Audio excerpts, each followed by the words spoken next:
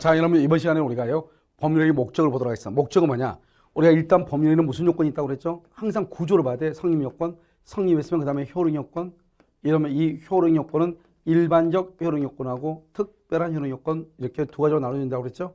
일반적은요, 먼저 당사자는 권리 능력, 의사 능력, 행위 능력이 있을 것. 목적은요, 목적은 확정되고, 그다음에 가능하고 적법하고 사회적 타당성이 있을 것. 그다음에 의사표시는요, 의사표시는 일치하고 하자가 없을 것 이렇게 얘기했죠. 그럼 우리가 이 당사자에서 여러분 뭐 하나만 하면 되냐? 이것만 하면 돼. 의사 능력은 무효, 의사 능력이 없으면 무효이다. 행위 능력이 없으면 제한 능력자다. 제한 능력자의 법령에는 취소할 수 있다. 제한 능력자는 미성년자, 피한정 후견인, 피성년 후견이 있다. 이 정도만 딱 알면 되는 거예요. 알겠죠? 지금 본격적으로 우리 시험법에는 목적부터 시작해. 목적이라는 것은 뭐죠? 대금하고 등기. 다른 말로 법률 효과를 얘기하죠. 다른 말로 법률행위 내용을 얘기한다. 우리가 첫 시간에 공부했죠. 그 목적은 확정되고 가능하고 적법하고 사회적 타당성이 있어야 돼요. 그래서 이번 34회 문제에서 뭐가 나왔냐? 여기 사회적 타당성이 시험이 나왔고, 그 다음에 불공정한 법령이 여기서 두 문제가 나왔단 말이죠. 알겠죠? 여기서 두 문제. 그래서 이제 이걸 가지고 지금부터 한번 보도록 하겠습니다. 자, 법률행위 목적이죠. 목적은 확정, 가능, 적법, 사회적 타당성이 있어야 돼요. 이 중에서 하나라도 없으면 무조건 무효가 된다고 그랬죠. 그럼 확정이 돼야 돼. 확정은요, 매매계약 체결할 때, 계약을 체결할 때 당사자가 누구냐, 매도인과 매수인 당사자가 누구냐 하는 것은, 그것은 계약을 체결할 때 특정이 돼야 돼. 계약을 체결할 때 당사자가 누구냐 하는 것은. 그런데요, 대금하고 목적물의 대금하고요, 여기 등기죠. 목적물이라서 등기죠. 등기하고 대금은 언제까지 확정돼야 되냐? 이행기까지. 아까 말했죠?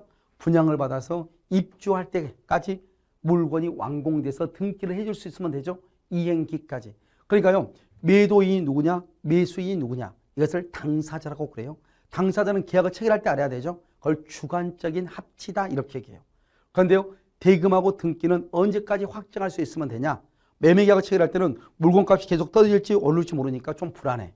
그러니까 우리가 2년 뒤, 3개월 뒤에 실제 거래 가액대로 합시다. 이렇게 할 수 있단 말이죠. 알겠죠? 그래서 이행기까지 확정할 수 있으면 된다. 그래서 실현할 당시까지 이렇게. 그러니까 이 목적물과 대금은 계약 체결 당시에 확정될 필요는 없다. 이게 중요해. 이행기까지. 하지만 당사자가 누구인가 하는 것은 계약 체결 당시에 확정이 돼야 된다. 이렇게. 그 다음에 가능성이죠. 우리가 가능과 불능은 사회 통념이다. 예를 들어서 아까 얘기했었죠? 우리가 전 시간에 얘기했었는데 뭐라고 얘기했냐? 예를 들어서 한강에 반지가 빠졌어. 그러면 그 반지를 찾을 수 있다, 잃어버렸다? 잃어버렸다고 얘기하지 그것을 찾을 수 있다 그러면 안 되죠. 찾으려면 어떻게 해야 돼요? 한강에 유입되던 모든 물을 다 막고 양수기로 한강물 다 퍼내고, 그렇죠? 그 다음에 한강을 말려가지고 찾아내야 되겠죠. 그건 사실 불가능하잖아요. 그럴 때 그러면 어떻게 하는 것이냐? 사회 통념상 사회 통념을 따라서 가능이냐 불능이냐를 따지는 거예요. 그래서 여기서 이제 가능과 불능을 따지는데요. 이때 이 불능은 또 성립실, 불능은 여러 가지가 있어. 법률적인 불능, 사실적 불능, 전부 불능, 일부 불능, 객관적 불능, 주관적 불능 여러 가지 있죠. 그건 시험에 안 나와. 뭐만 나온다? 우리가 이것을 성립 당시를 기준으로 원시적 불능하고 후발적 불능만 시험에 나오는 거예요. 그러니까 원시적이라는 것은 뭐냐면 계약을 체결했는데 체결하기 전에 이미 건물이 없는 거예요. 건물이 없는데 그걸 모르고 계약한 거예요. 원시적 불능. 계약을 체결했는데 체결하고 나서 등기를 해주려고 했더니 그 전날 바람 뭐죠? 태풍이 불어서 건물이 불타버리고 없는 거예요. 그러니까 계약을 체결할 때는 건물이 있었는데 계약 체결 후 건물이 없어졌죠. 이것을 후발적 불능이라고 얘기하는 거예요. 그래서 우리는 원시적인 불능과 후발적 불능 두 가지가 있는 거잖아요. 그래서 여기서 원시적이라는 것은 갑학을 하고 2월 1일 계약을 체결했는데요. 체결하기 전에 1월 30일 날 건물 자체가 처음부터 이미 체결 전에 이미 멸실되고 없는 거예요. 그걸 원시적 불능이다 이렇게 얘기하고요. 이런 원시적 불능은 신뢰이익 배상, 이건 하나의 세트예요. 원시적 불능은 신뢰이익이다. 그러면 신뢰라고 하는 건 뭐냐? 계약이 유효하게 성립됐다고 믿고 지출한 비용. 뭐가 있죠? 예를 들어서 뭐 계약서 작성 비용이라든가 뭐 청량 비용이라든가 또는요 우리가 잔금을 지급하기 위해서 대출을 받았으면 대출 이자라든가. 알겠죠? 우리가 왜 대출을 받아요? 이 계약이 유효하게 성립됐다고 믿으니까 잔금을 치르기 위해서 대출을 신청한 거잖아요. 그런 것들 금융비용, 금융이자 비용 이런 것을 신뢰이익이다 이렇게 얘기하는 거예요. 그 다음에 우리가요. 그래서 우리가 이것을 이제 원시적을 어떻게 표현하냐? 이미 멸실됐다. 이미 수용이 됐다. 이렇게 표현을 하는 거예요. 그 다음에 원시적 본론은 일단 건물 자체가 없잖아요. 그래서 그것은 원칙적으로 무효가 되는 거예요.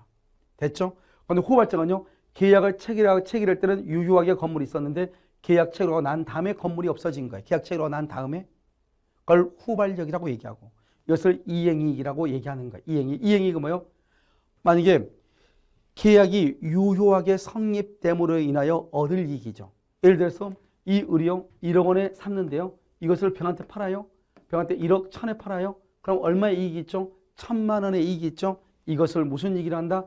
이행이익이라고 얘기하는 거예요.